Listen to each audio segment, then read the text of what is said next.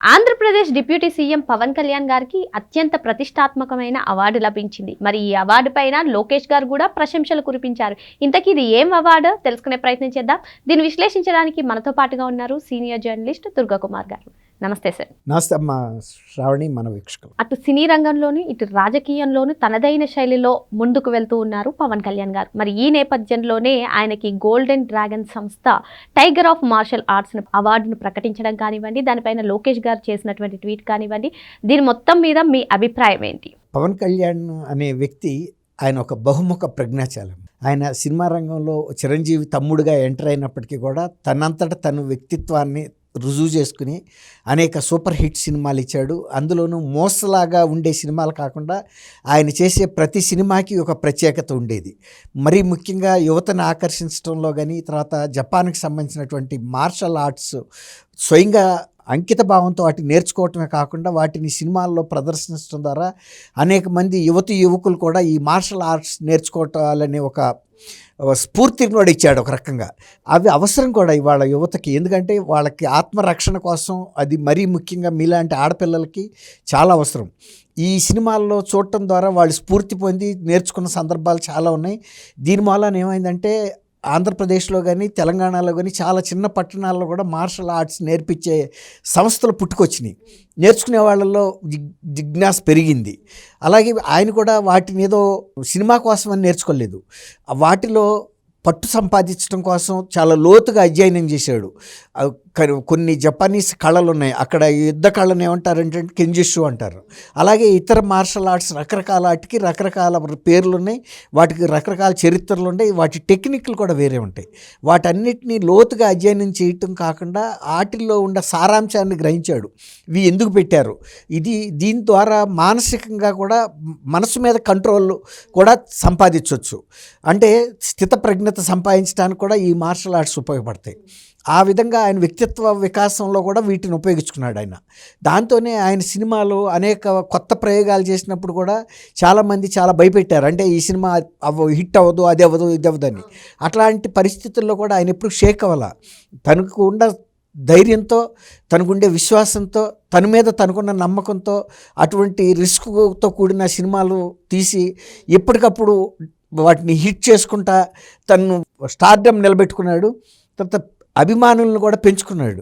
ఆ అభిమానం ఎంతరాగా వెళ్ళిందంటే పవన్ కళ్యాణ్ గారు ఒక సినిమాలకే కాదు రాజకీయ ప్రజా జీవితంలో కూడా రావాలి అని కోరేటంతగా వెళ్ళింది.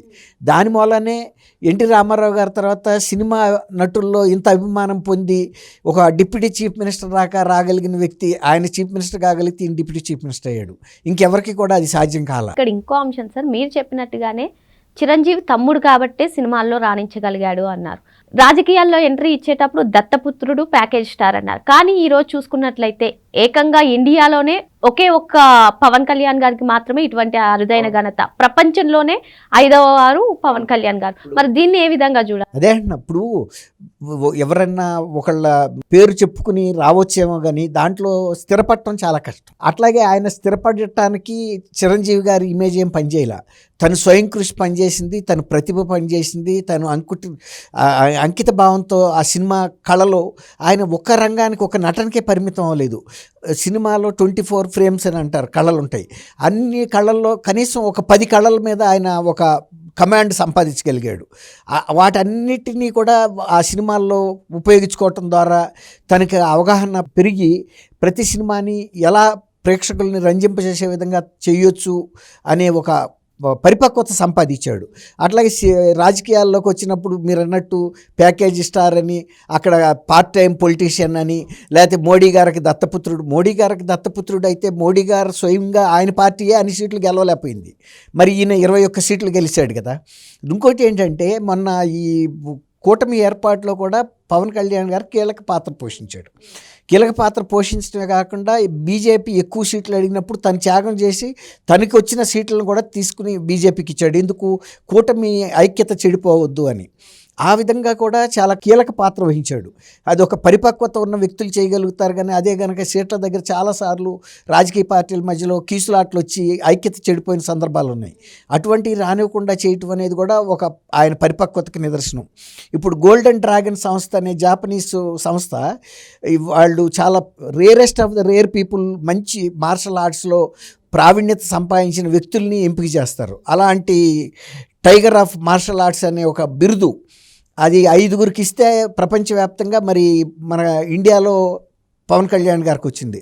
ఎందుకంటే పవన్ కళ్యాణ్ గారు కొన్ని దశాబ్దాలుగా ఈ కళల్లో ఈ మార్షల్ ఆర్ట్స్ అనేది జాపనీస్లో సుమో అని అంటారు చూసారా, కుస్తీ పోటీలు, ఆ సుమోలు కూడా జాపనీస్ది. అది అలా చాలా మార్షల్ ఆర్ట్స్ ప్రత్యేకం ఉన్నాయి. అలాగే మనకు కూడా కేరళలో ఉన్నాయి అలాంటి కొన్ని మర్మ కళలు. అవి భారతీయుడి సినిమాలో కూడా మన కమల్ హాసన్ గారు చూపించాడు. అలాగే జాపనీస్కి కూడా కొన్ని ప్రత్యేకమైన యుద్ధ కళలు, ఇలాంటి మార్షల్ ఆర్ట్స్ ఆత్మరక్షణ కోసం చేసుకునేవి, తర్వాత బాడీని దారుఢ్యంగా మెయింటైన్ చేయడానికి, అత్యవసర సమయాల్లో ఎవరైనా మన మీద దాడి చేసినప్పుడు చేతిలో ఆయుధం లేకపోయినా కూడా 10 మందిని కొట్టగలిగేటటువంటి మార్షల్ ఆర్ట్స్ ఈ జాపనీస్ పూర్వం ప్రాచీన కళలు అవన్నీ.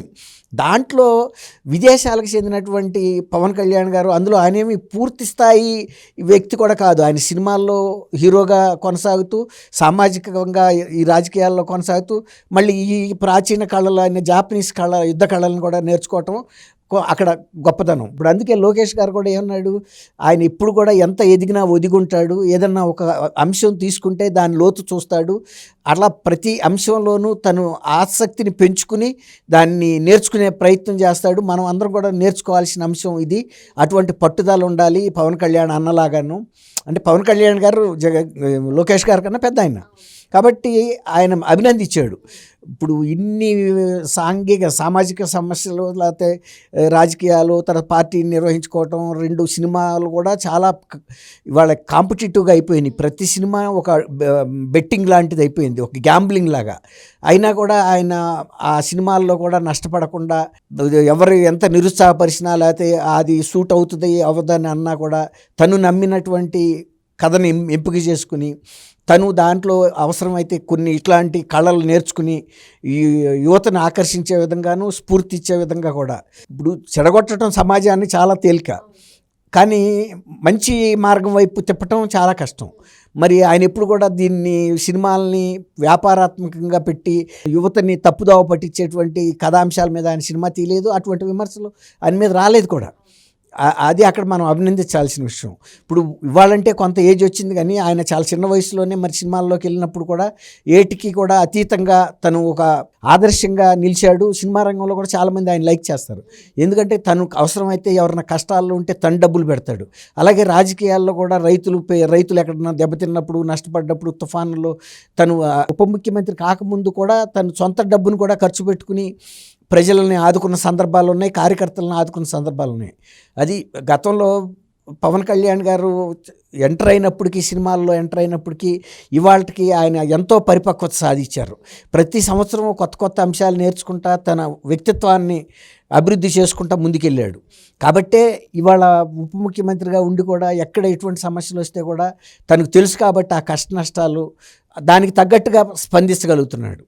కాబట్టి ఇటువంటి వ్యక్తిని మరి గోల్డెన్ డ్రాగన్ సంస్థ అభినందిస్తూ అంటే కూడా మన అందరం కూడా గర్వపడాల్సిన అంశం.